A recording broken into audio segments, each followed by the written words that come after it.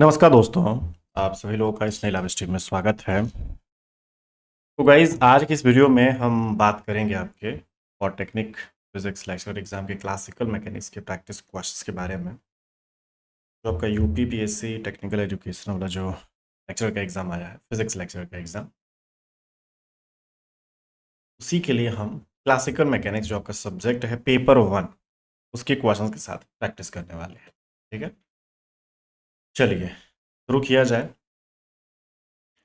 आपका जो पेपर 1 जो classical mechanics and properties of matters जो आपका वो सब्जेक्ट है, उसी से रिलेटेड हम क्वेश्चंस को सॉल्व करने वाले हैं। आपके बहुत सारे हम ऑलरेडी भी सेशंस कर चुके हैं गाइस आपके पॉलिटेक्निक फिजिक्स लेक्चरर के एग्जाम के लिए। ठीक है, तो पिछले लेक्चर में भी जाके देख लीजिएगा आपके मैथमेटिकल फिजिक्स, क्लासिकल मैकेनिक्स। भाई अभी एक तरह से मान के चले ना, हमने स्टार्टिंग करी है, बहुत सारे हम आगे सेशंस करेंगे आपके एग्जाम से रिलेटेड। अगर आप कोर्स ज्वाइन करना चाहते हैं तो आपका पॉलिटेक्निक फिजिक्स लेक्चर का कोर्स अवेलेबल है, कंप्लीट कोर्स आपका अवेलेबल है, टेस्ट सीरीज है, स्टार्ट हो चुका है सब। हमारे ऐप पे जाके ज्वाइन कर सकते हैं, राज फिजिक्स ट्यूटोरियल्स, या फिर कांटेक्ट कर सकते हैं हमारे नंबर। ठीक है, चलिए शुरू किया जाए। देखिए पहला क्वेश्चन आपकी स्क्रीन पे ये रहा, सेंट्रल फोर्स मोशन। ठीक है ना, सेंट्रल फोर्स हमारा टॉपिक है, आप जानते हैं, उसी का ये एक क्वेश्चन है। बेसिक सा क्वेश्चन है, लेकिन ये है कि जब आप थियोरी पढ़ेंगे तभी आपके इस टाइप के क्वेश्चन सॉल्व हो पाएंगे। इस क्वेश्चन में क्या बोला जा रहा है, क्या आपका आंसर हो सकता है, यही चीज हम सीखना चाहते हैं। देखिए, in a central force field the motion of a particle always takes place in. ठीक है, तो हमारे पास जब सेंट्रल फोर्स फील्ड की बात की जाती है तो जो आपका पार्टिकल का मोशन होता है वो कहाँ पे देखने को मिलता है, वो किस सिचुएशन में होता है, किस प्लेन में होता है, कैसी कंडीशन में होता है। ठीक है, तो पहला जो आपका ऑप्शन है आपका थ्री डायमेंशनल हेलिक्स में होता है, या फिर एक फिक्स प्लेन में होता है, एक स्ट्रेट लाइन में होता है, या फिर एक रैंडम पाथ पे होता है। तो यही चीज हम थोड़ा सा देखना चाहते हैं। इसी में से आपका एक सिंपल सा आंसर निकल के आने वाला है। सेंट्रल फोर्स फील्ड का जब आप थोड़ा सा थियोरी स्टार्ट करेंगे तो इस टाइप के क्वेश्चंस आपको मिलते हैं।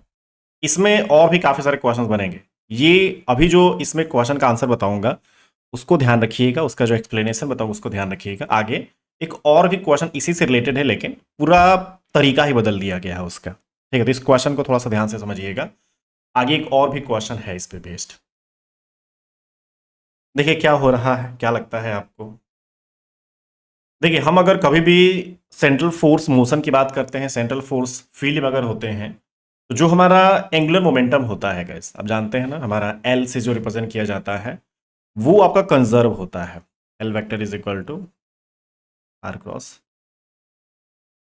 ये आपका क्या है, एंगुलर मोमेंटम।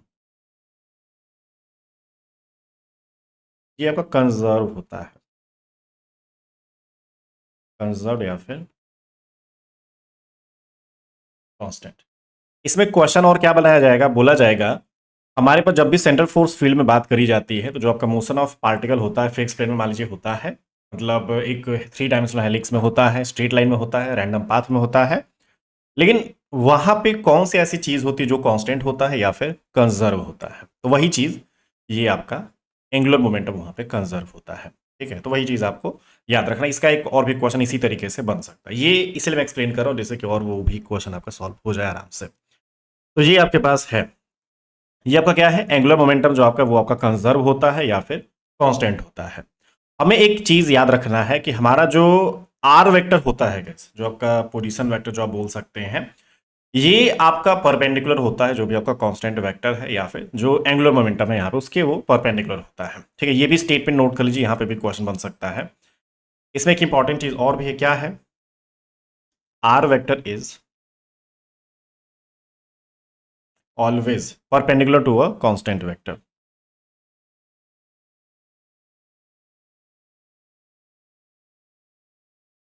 ठीक है, जो भी आपका कांस्टेंट वेक्टर है ये आपके पास है। तो जो आपका पोजीशन वेक्टर होगा ये कहां होना चाहिए गैस, पोजीशन वेक्टर, ये पोजीशन वेक्टर इसको बोलते हैं, must be lie in a fixed plane. ठीक है, मतलब कि ये जो आपकी सिचुएशन होगी, आपका ये जो कंजर्वेशन वाला जो कॉन्सेप्ट है, कांस्टेंट वाला कॉन्सेप्ट है। और इसमें एक चीज़ और भी याद रखिएगा, हमारे पास ना ये जो आपका एल वेक्टर है, जो एंगुलर मोमेंटम है, ये कांस्टेंट होता है। और किस किस सिचुएशन में कांस्टेंट होता है? L vector is constant in both magnitude and direction. ये भी क्वेश्चन आपका बनेगा। ठीक है, ये आपसे पूछा जा सकता है कि जब हमारे पास सेंट्रल फोर्स फील्ड होता है जो आपका फिक्स प्लेन में होता है, तो जो आपका एल कांस्टेंट होता है उसमें क्या क्या चीज़ें कांस्टेंट होती है। मतलब कि मैग्नीट्यूड के वे में भी बात करें तो वहाँ पे भी कांस्टेंट, डायरेक्शन के वे में बात करें तो वहाँ पे भी कांस्टेंट है। तो ये एक वेक्टर क्वांटिटी है वैसे भी, तो ये हर एक सिचुएशन में कांस्टेंट होने वाला है। ठीक है, और यहाँ पे जो आपका पोजीशन वेक्टर होता है वो आपके कांस्टेंट वेक्टर एल वेक्टर, मतलब जो ऑर्बिटल एंगुलर मोमेंटम उसके वो परपेंडिकुलर होता है। ये भी क्वेश्चन आपका आ सकता है। R is perpendicular to L vector, ये हमेशा होता है। ये भी एक क्वेश्चन का बनाया जा सकता है। ये चीज़ है आपके पास, है ना? तो इसका जो ऑप्शन होगा ये आपका ऑप्शन बी हो जाएगा, एक फिक्स प्लेन में आपके पास होता है। ठीक, देखिए ये वाला क्वेश्चन देखिएगा, इस हमारा लैग्रेंजियन का पूछा जा रहा है यहाँ पे। देखिए यहाँ पे क्या है, the Lagrangian of a system is a function of. ये मतलब जनरली आपको क्वेश्चन पूछा जाता है यहाँ पे, हमारे पास ना जो भी लैग्रेंजियन होता है, हैमिल्टोनियन होता है, वो किन किन चीज़ों पे डिपेंड करते हैं, वो किन का फंक्शन होता है, आपसे क्वेश्चन पूछा जाता है ये हमेशा। ठीक है, इसमें लैग्रेंजियन वाला पूछा जा रहा है, लैग्रेंजियन किन किन चीज़ों का फंक्शन होता है। अगर आप थोड़ा सा ध्यान से पढ़ेंगे तो ये आप इजीली क्वेश्चन सॉल्व कर सकते हैं। ये जो भी आपके पास Q P T, Q Q dot T, P P dot T, V T T. अब यहाँ पे देखिए, ये जो आपका क्यू है जनरली हम जानते ही हैं, जनरलाइज कोऑर्डिनेट्स, ये आपके बोले जाते हैं, है ना? फिर आपका जो क्यू डॉट होता है, ये आपका जनरलाइज वेलोसिटी होता है।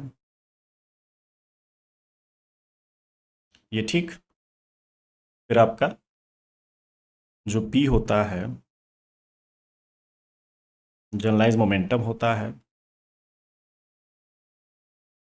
ना? और जो पी डॉट होता है, ये आपका मतलब जनरलाइज फोर्स भी आप इसको बोल सकते हैं। ठीक है ना, क्योंकि जनरलाइज मोमेंटम उसको अगर टाइम डेरिवेटिव कर देते हैं तो वो जनरलाइज फोर्स भी बोला जा सकता है, या फिर इफेक्टिव फोर्स भी इसको बोला जाता है बहुत बार।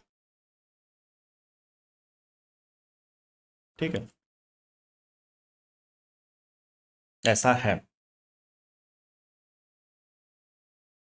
ठीक है, और जो टी दिख रहा है वो तो आपका टाइम ही है। इसमें जो वी दिख रहा है ये आपका पोटेंशियल एनर्जी है।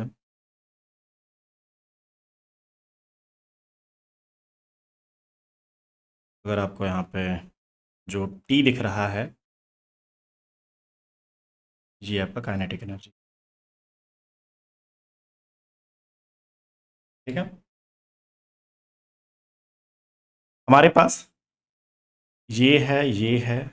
अब आंसर बताया तो आपका, ये जो लैग्रेंजियन होता है ना guys, Lagrangian is a function of two two dot. मतलब कि हमारे पास जो लैग्रेंजियन होता है, फंक्शन किसका किसका होता है? L is a function of आपका जनरलाइज कोऑर्डिनेट,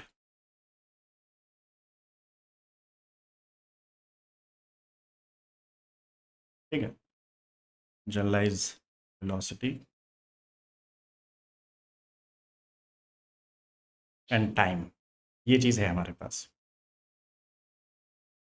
ठीक, ऐसा कुछ है। अब यहाँ पे अगर हम बात करें, मैं हैमिल्टोनियन वाला भी बता देता हूँ गैस आपको, हैमिल्टोनियन का भी क्वेश्चन आएगा। Hamiltonian is a function of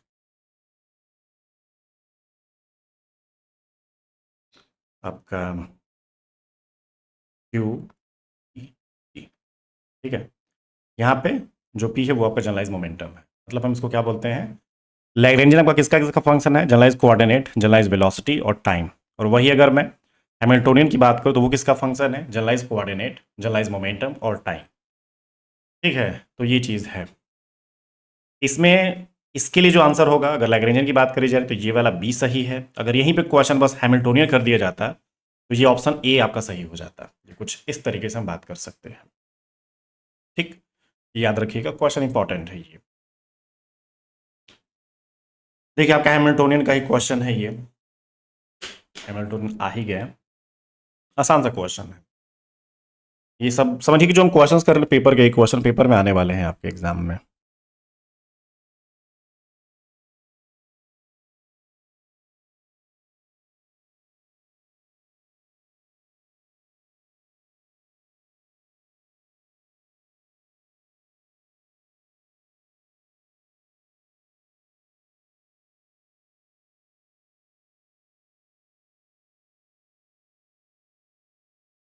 कैसे निकाला जा सकता है, इसके लिए ये है ना कि हमारे पास अगर हैमिल्टोनियन दे रखा है तो Hamilton's canonical equation of motion होता है, उसका आप यूज़ कर सकते हैं। उसकी मदद से हम इस क्वेश्चन को सॉल्व कर सकते हैं, हमारे पास आंसर आ जाएगा।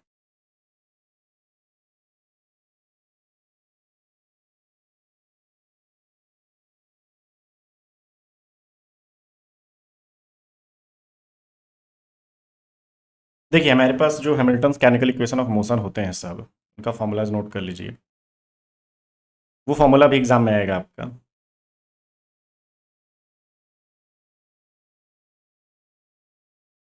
कैनोनिकल इक्वेशन ऑफ मोशन बोलिए या फिर हैमिल्टन्स इक्वेशन ऑफ मोशन भी आप बोल के काम चला सकते हैं। कैनोनिकल इक्वेशन ऑफ मोशन,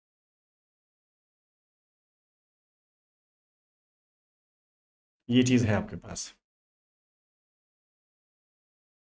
ठीक, अब देखिए अगर हम इसमें बात करें, हमारे पास एक पी डॉट होता है और एक आपका क्यू डॉट होता है। अगर इस फॉर्मूले की बात करी जाए,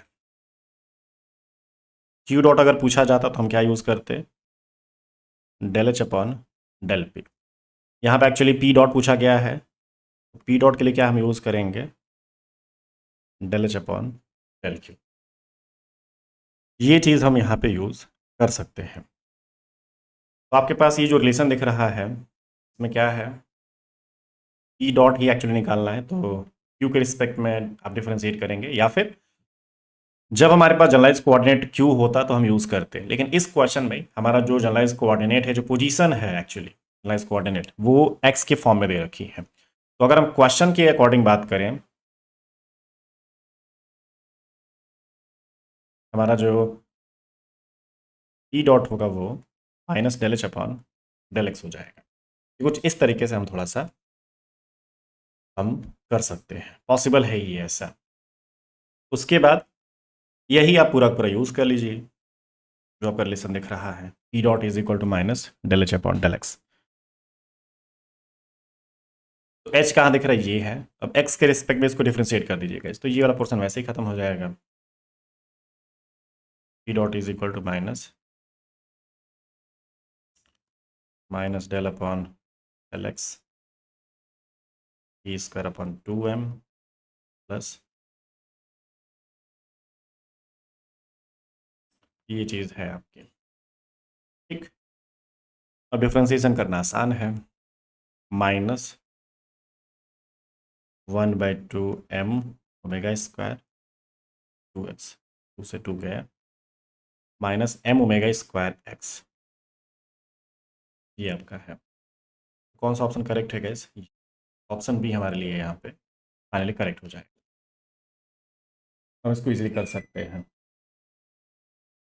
ठीक, ये रिलेशन याद रखिएगा आप लोग, ये हैमिल्टन्स कैनिकल इक्वेशन ऑफ मोशन है। अगर यहीं पे ये क्यू डॉट पूछा जाता है तो ये एक्चुअली एक्स डॉट होगा, अगर क्वेश्चन के अकॉर्डिंग बात करेंगे तो x dot is equal to, क्योंकि जो जनरलाइज कोऑर्डिनेट है वो आपका एक्स रिप्रेजेंट किया जाता है, वो आपका दिया गया है। तो ऐसे हम पता लगा सकते हैं। ये भी एक आसान सा क्वेश्चन है, ज़्यादा कुछ नहीं है। इसमें देखिएगा इस ट्रांसफॉर्मेशन की बात हो रही है।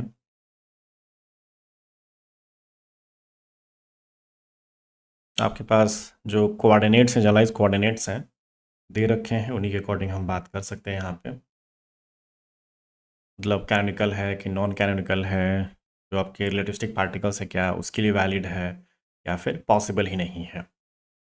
कैनोनिकल वाला ही थोड़ा सा कॉन्सेप्ट हम अप्लाई करके देख लेंगे। जो कैनोनिकल ट्रांसफॉर्मेशन के लिए पॉइजन ब्रैकेट का जो एक कंडीशन यूज़ किया जाता है वो हम अप्लाई करके देखेंगे। उससे हमें पता चल जाएगा कि हमारा ये जो ट्रांसफॉर्मेशन है कैनोनिकल है कि नहीं है, या फिर और भी कुछ किया जा सकता है।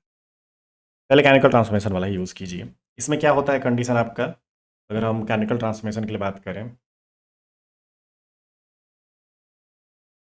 क्योंकि सबसे आसान वही दिख रहा है।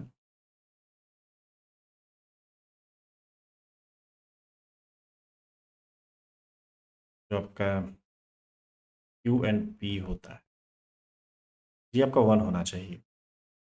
मतलब ये है कि अगर आप क्यू और पी का पॉइजन ब्रैकेट करते हैं तो अगर वहाँ पे वैल्यू 1 आती है तो मतलब क्या है, वो आपका कैनोनिकल ट्रांसफॉर्मेशन है। लेकिन अगर नहीं आती वो फिर नॉन कैनोनिकल है। ठीक है, तो वही चीज़ हम करने वाले हैं।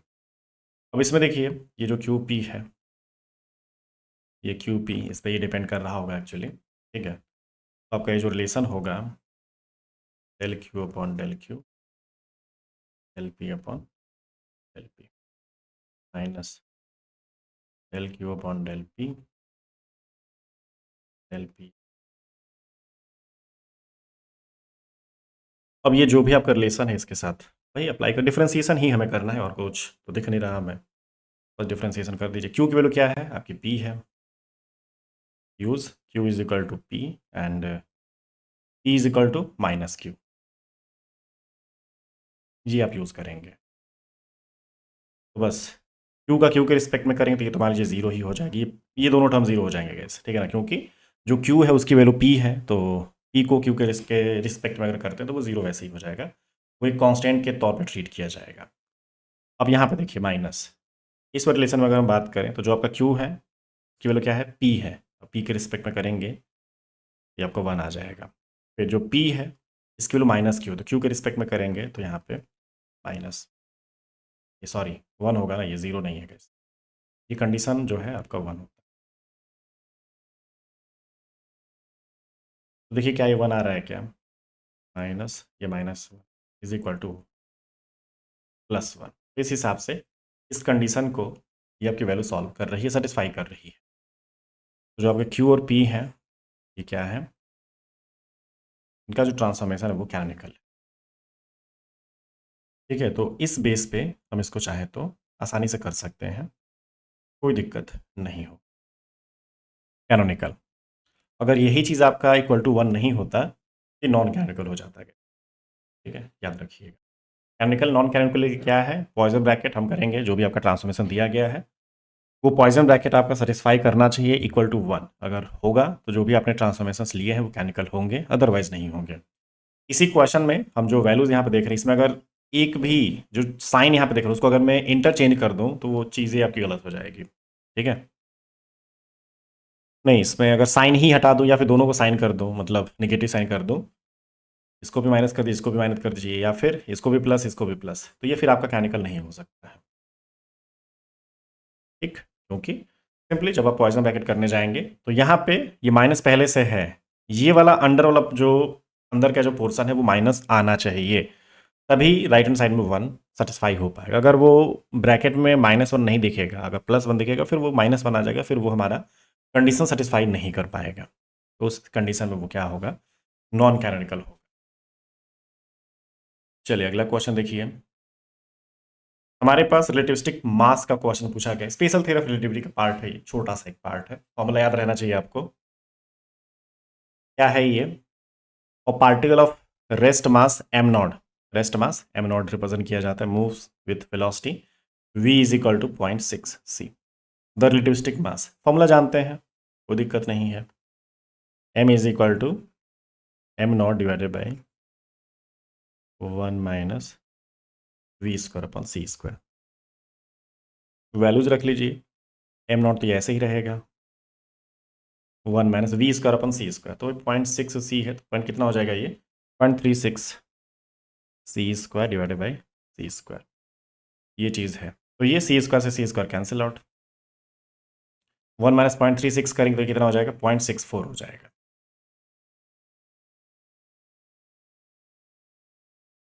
अब इसका अंडर रूट कर देंगे तो 0.8 हो जाएगा, m0 अपॉन 0.8। अब इसको डिवाइड कर सकते हैं। देखिए याद रखिए m0 डिवाइडेड बाई 0.8 है, यहाँ पे मल्टीप्लाई है, तो इसमें ध्यान रखिएगा मिस्टेक ना हो। अभी हम डिवाइड करके देखेंगे, अगर 0.8 को डिवाइड कर देंगे तो ये आपका 1.25 हो जाएगा क्या? ठीक है, तो ये ऑप्शन ए आपका सही हो जाएगा। वैसे इतने छोटे छोटे क्वेश्चन क्या ही गलत होंगे आपसे, बहुत बेसिक है ये सब चीज़ें। याद रखिए क्वेश्चंस उतने डिफिकल्ट नहीं होंगे, क्वेश्चंस थोड़े से एडवांस आप प्रैक्टिस कर सकते हैं, उससे आपका जो ये छोटे छोटे क्वेश्चन जो आप देख रहे हैं ना, समझिए कि एक ही बार आपके 5-5 6 क्वेश्चन सॉल्व हो जाएंगे। अगर आप बड़े लेवल के क्वेश्चन सॉल्व करते हैं तो उसका ये फ़ायदा है। लेकिन छोटे छोटे से आप शुरुआत करिएगा, छोटे छोटे क्वेश्चन से जब आप शुरू करेंगे तो जो ये फॉर्मूलाज हैं, अब जैसे ये फॉर्मूला मैंने बताया ये आपको याद हो जाएगा। ये m जो है रिलेटिविस्टिक मास होता है, ये रेस्ट मास होता है। तो रिलेटिविस्टिक मास और रेस्ट मास में ये रिलेशन होता है, यूज़ करते रहेंगे। ऐसे ही आपका टाइम डायलेशन का फॉर्मूला आपको पता होना चाहिए, लेंथ कॉन्ट्रैक्शन का फॉर्मूला पता होना चाहिए, डायरेक्ट फॉर्मूला भी मैं पूछ सकता हूँ। ठीक है, तो ऐसा भी क्वेश्चन आएगा, आता ही एक्चुअली एग्जाम की मैं बात करूँ अगर, तो अलग से हमें करने की ज़रूरत नहीं है, एग्जाम में ऑलरेडी है। सभी लोग वीडियो को लाइक कर दीजिएगा, चैनल पे नए हैं तो चैनल को सब्सक्राइब कर दीजिएगा, आगे और भी आपको लेक्चर्स मिलते रहेंगे। देखिए क्या है, और कोर्स अगर आपको ज्वाइन करना है, कोर्स आपका अवेलेबल है गैस, ठीक है ना। टेस्ट सीरीज हमने स्टार्ट कर दी है, आपका पॉलिटेक्निक फिजिक्स लेक्चरर एग्जाम के लिए टेस्ट सीरीज आपका स्टार्ट हो चुका है। आपका पेपर 1 फिजिक्स का कंप्लीट कोर्स है, पेपर 2 का फिजिक्स का कंप्लीट कोर्स है, paper 1 paper 2 combined physics complete course है। तो अगर आप ज्वाइन करना चाहते हैं ज्वाइन कर सकते हैं। इसमें देखिए क्वेश्चन में क्या बोला जा रहा है, which of the following is an example of non inertial frame of reference. याद रहे हमारे पास ये जो कॉन्सेप्ट है इसमें बोला गया है, मतलब ऐसा कौन सा एग्जाम्पल है जो कि आपका non inertial frame of reference का एग्जाम्पल है। मतलब ये कंडीशन हमें देखना है थोड़ा सा। तो इनर्शियल फ्रेम क्या होते हैं और आपके नॉन इनर्शियल फ्रेम क्या होता है, अगर ये ध्यान रहेगा तो आप चीज़ों को आसानी से बता सकते हैं।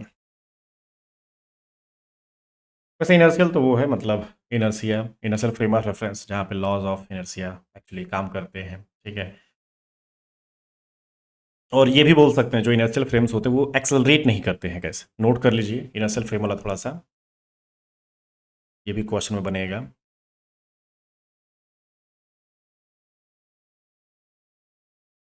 आर नॉट एक्सेलरेटिंग,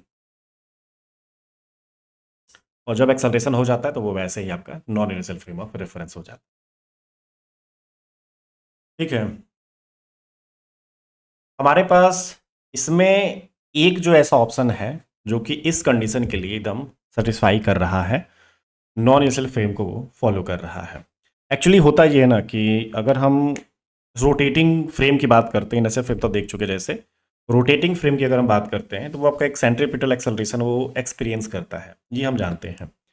लेकिन अगर हम नॉन इनर्शियल फ्रेम की बात करते हैं तो वहां पे जो एक फोर्स की बात करते हैं ना गैस, फोर्स तो होता है लेकिन वहां पे सेंट्रीफ्यूगल फोर्स काम करने लगता है, या फिर इसको सूडो फोर्स भी बोलते हैं, ठीक है। तो जब आपकी कंडीशन में सूडो फोर्स काम करने लगता है तो वो जो आपका एक एग्जाम्पल होगा वो नॉन इनर्शियल फ्रेम को कन्वर्ट कर रहा होगा, वो नॉन इनर्शियल फ्रेम के अंतर्गत आएगा। और वो क्या चीज़ है, रोटेटिंग कंडीशन, ठीक है। रोटेटिंग कंडीशन क्या है आपकी, ये रोटेटिंग स्पेस स्टेशन, ठीक है। ये जो आपका कंडीशन है, एग्जाम्पल है, ये किसके अंतर्गत है, आपका नॉन इनर्शियल फ्रेम के अंतर्गत है।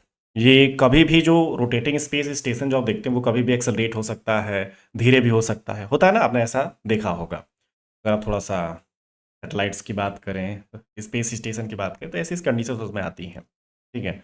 उसमें एक्सेलरेशन कहीं पे भी हो सकता है, ऐसा कोई फिक्स नहीं है। तो यही एक चीज़ है जो कि हमारे नॉन इनर्शियल फ्रेम का एक एग्जाम्पल बोला जा सकता है। इसका जो ऑप्शन होगा बी करेक्ट होगा। इसमें याद रखिएगा सूडो फोर्स काम करता है, उसको हम सेंट्रीफ्यूगल भी फोर्स मतलब बोल सकते हैं, मेजेंट्री फोर्स आपका होता है वो।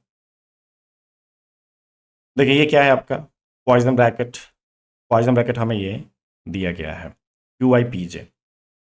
याद रखिए हमारे पास जो पॉइजन ब्रैकेट्स होते हैं उनमें कुछ कंडीशंस को भी ध्यान रखना है। अभी जो हमने पीछे देखा आपको मैकेनिकल ट्रांसफॉर्मेशन का जो क्वेश्चन बताया उसमें आई और जे वाला कोई रोल नहीं था, तो ईजिली हमने सॉल्व कर लिया।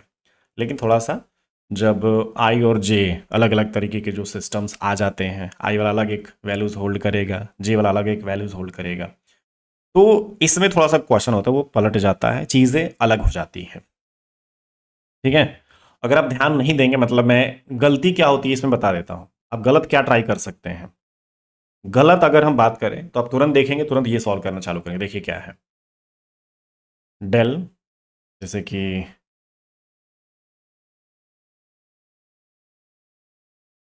Del PJ del P minus del Q Y del P del PJ del Q. इसमें देखिए क्या है, ये क्यू वाली वैल्यू क्या है, क्यू दिख रही है, तो इसको वन, इसको भी वन आप कर देंगे, माइनस ये क्यू आई पी वैसे ही जीरो हो जाएगा। तो मतलब इसकी जो आंसर आपकी आएगी ना गाइस, वो आप वन ला के रख देंगे।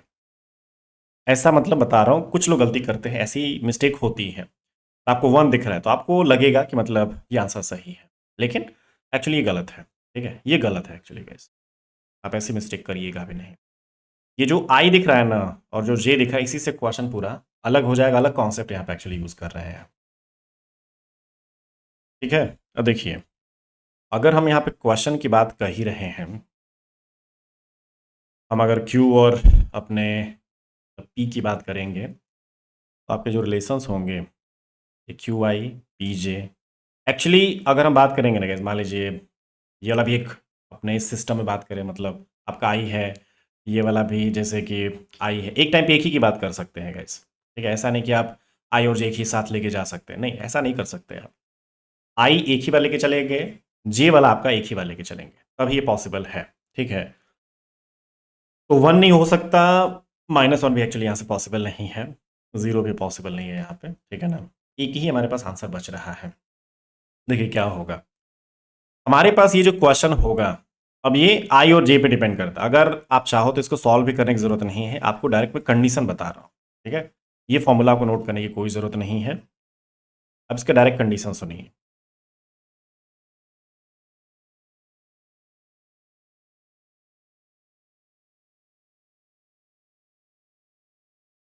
देखिए, अगर हम क्यू आई पी जे की बात करते हैं, तो ये जो वैल्यू होती है गैस, ये वन भी हो सकती है, जीरो भी हो सकती है, लेकिन इनके लिए कंडीशन है थोड़ी सी। वो क्या है, ये वन तभी होगा जब आई और जे मतलब बराबर होगा, और ये जीरो कब होगा, जब आई और जे बराबर नहीं होगा। ठीक है, तो यहाँ पे हम डायरेक्ट कंडीशन यूज करेंगे, हम सॉल्व नहीं कर सकते। तो जब आपके पास ये कंडीशन आती है ना, तो इसको हम क्या बोलते हैं, मतलब वन और जीरो वाला जब कंडीशन आती है तो इसको हम डेल आई जे बोलते हैं। और ये वन और जीरो दोनों हो सकता है, ये कब, जब आई और जे बराबर होंगे, और जब आई और जे बराबर नहीं हो। इसको हम क्या बोलते हैं, रॉनिकर डेल्टा बोलते हैं गैस। ठीक है,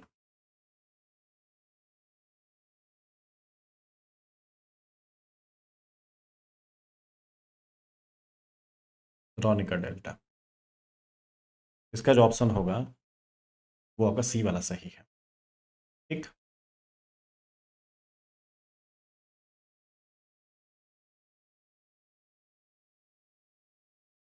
इसमें क्या है गैस, यहाँ पे क्वेश्चन,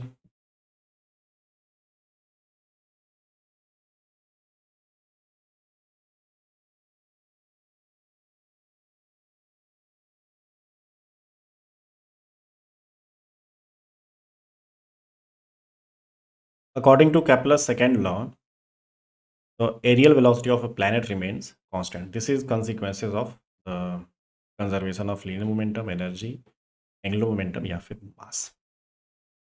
कौन सी कंडीशन यहाँ पे हो सकती है, पॉसिबिलिटी हम देखना चाहते हैं। तो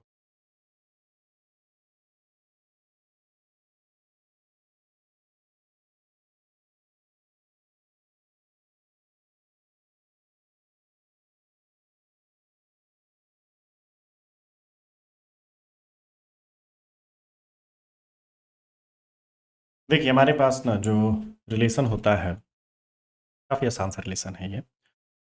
अगर हम केपलर सेकेंड लॉ के अकॉर्डिंग बात करते हैं, तो हमारा जो एरियल वेलोसिटी है वो कांस्टेंट तो होता ही है, हम जानते हैं, ठीक है ना। एरियल वेलोसिटी ऑफ प्लैनेट वो आपका कांस्टेंट होता है, लेकिन वहाँ पे चीज़ क्या कांस्टेंट होती है, वो आपका मतलब कंजर्वेशन या फिर कांस्टेंट, कौन सी चीज़ कंजर्व होती है, तो वो आपका एंगुलर मोमेंटम होता है गाइस। ठीक है, एंगुलर मोमेंटम वहाँ पे कंजर्व होता है या फिर एंगुलर मोमेंटम आपका कांस्टेंट होता है। ठीक है, यहाँ पे एक्चुअली जो आपका सेकेंड लॉ होता है ना, वो क्या बोलता है, जैसे कि कोई भी एक लाइन जो प्लैनेट को ज्वाइन कर रही है और सन को जैसे ज्वाइन कर रही है, ठीक है ना, तो उसके चारों तरफ जब वो रोटेट कर रहा होता है तो वो इक्वल टाइम इंटरवल में इक्वल एरिया को स्वेप्ट आउट करता है। ठीक है, तो उस सिचुएशन में एक तरह से वो जो कंडीशन है वो आपके कंजर्वेशन ऑफ एंगुलर मोमेंटम के ही बराबर होती है। ठीक है, केपलर सेकेंड लॉ में क्या बोला जाता है, हमारा जैसे प्लैनेट है और सन है का वो इक्विलिब्रियम क्या बोलते हैं, एलिप्टिकल ऑर्बिट में आपका वो रोटेशन होता है ना, आपका एक सेमी मेजर एक्सिस होता है, सेमी माइनर एक्सिस होता है।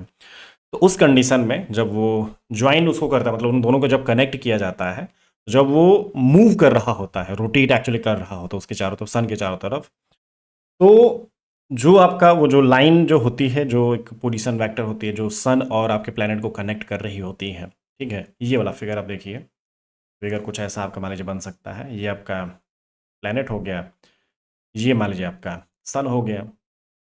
ठीक है, तो वो वही है कि इक्वल इंटरवल ऑफ टाइम में ये आपका इक्वल एरिया को ये क्या करता है, स्वेप्ट आउट का। अभी इतना एरिया को सेपरेट कर रहा हो, मतलब प्लैनेट मान लीजिए इतना बड़ा है आपका, तो जितना वो आपका प्लैनेट होगा, सन को और बड़ा कर दीजिए, क्योंकि इतना छोटा तो हो नहीं सकता, लेकिन दूरी के हिसाब से आप उसको छोटा भी दिखा सकते हैं गैस। ठीक है ना, मान लीजिए सन इतना बड़ा है, तो इक्वल टाइम इंटरवल में आपका इक्वल एरिया को स्वेप्ट आउट करता है। अगर यहाँ पे मान लीजिए आपका प्लैनेट हुआ, तो ये आपका मतलब इतना एरिया स्वेप्ट आउट हुआ कर रहा होगा। ठीक है, तो वो किसका कंसिक्वेंस होता है, कंजर्वेशन ऑफ एंगुलर मोमेंटम। अगर मैथमेटिकली देखा जाए तो वो उसके ही बराबर होता है, जो आपका सेंट्रल फोर्स फील्ड में यूज किया जाता है। ऑप्शन सी इसका करेक्ट होगा, याद रखिए।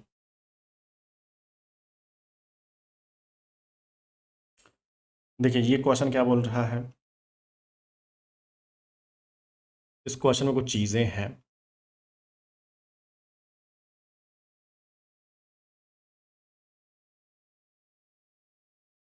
Two particle of masses m1 and m2 are reduced to a one body problem.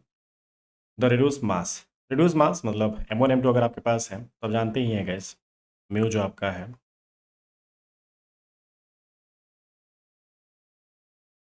Reduce mass formula क्या होता है, m1 m2 divided m1 plus m2। ये आपका ऑप्शन सी। ठीक,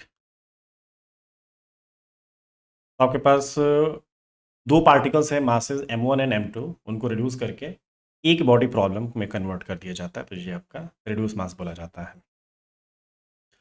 देखिए ये क्या फॉर्मूला है, the relation between the Young's modulus and bulk modulus and modulus of rigidity. ये क्या दिख रहा है आपका, क्या है ये फॉर्मूला, आएगा ही डायरेक्ट आपका। यंग्स मॉडुलस आपका वाई से रिप्रेजेंट किया जाएगा, बल्क मॉडुलस आपका के से, और मॉडुलस ऑफ रिजिडिटी ये आपका ईटा बोल लीजिए या फिर एन, ईटा वैसे नॉर्मली बोला जाता है।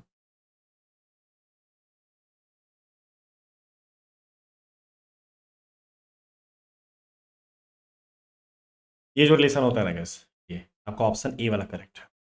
ये याद रखिए, अगर हम यंग्स मॉडुलस, बल्क मॉडुलस और मॉडुलस ऑफ रिजिडिटी की बात करते हैं, तो इसका जो रिलेशन होता है कुछ ऐसा होता है आपका, ई के प्लस ईटा, ये है।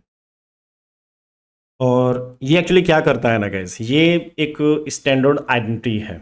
ठीक है, वो किसको रिलेट करता है, तो जो भी आपके थ्री इलास्टिक कांस्टेंट्स हैं उनको वो रिलेट करने का काम करता है एक आइसोट्रोपिक मटेरियल्स के लिए। ठीक है, ये जो आप रिलेशन की बात कर रहे हैं इसका एक्सप्लेनेशन देख लीजिए, this is the standard identity.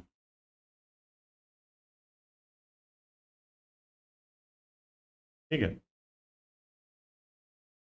Relating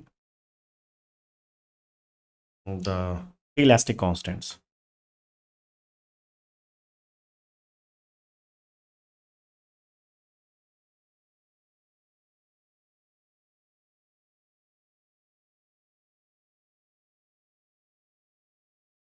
ठीक है, 3 elastic constants for an isotropic material.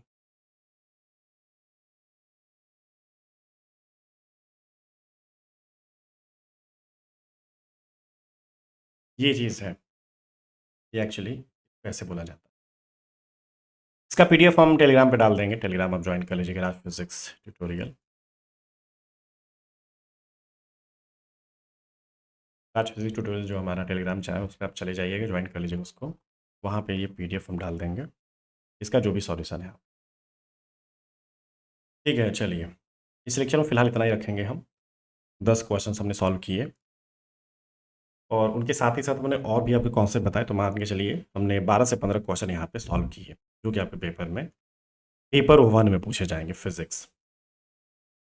और ये सारे क्वेश्चन ऐसे ही आएंगे, इसमें और कुछ नहीं होने वाले, डायरेक्ट यही क्वेश्चन है, यहाँ से सारे क्वेश्चन उठा के दे दिए जाएंगे। चलिए तो फिलहाल आज के लिए इतना ही। So much, bye, good night.